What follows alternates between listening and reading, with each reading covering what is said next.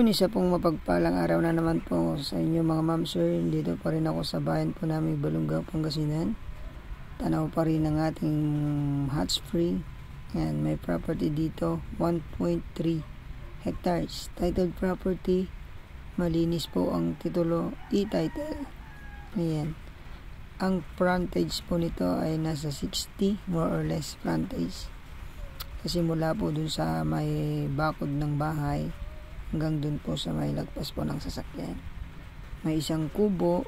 Ito po ay flat. Tinatamnan ng palay, gulay. Ngayon may tanim po na mangga. Ayan, kuryente, tubig, kuryente tsaka internet na nyo po. Ang tubig po dyan, poso. Pero pwede pong lagyan ng kuryente. Ayan. So, hanggang dyan po yung ating boundary sa may bahay na po dyan. So, along Cemented Road.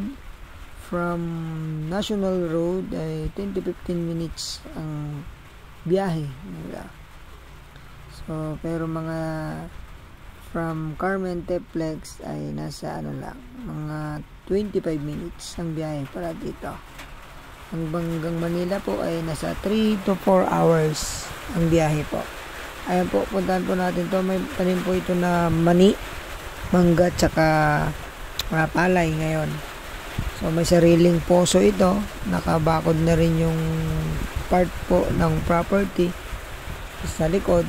Sa harap na lang po ang walang Pero ang bakod na lang po ay cyclone wire. Ayan, mani po ang tanim ngayon ng ating seller. Ayan, kasama na po yung kubo na yan. Ang kagandahan po nito ay wala pong baha. Napakaganda pong i-develop. Tamnan po ng fruit-bearing trees. Maliliit pa po yung mangga dyan. So, pwede pa po tayong magdagdag. Ayan po. Ayun, sana magustuhan nyo po itong property dito sa bayan po ng Balungaw. 1.3 hectares. Titled property, mga ma'am sir. Sana sa mga naghahanap po ng part po ng Pangasinan. Ito, ang offer ko sa inyo.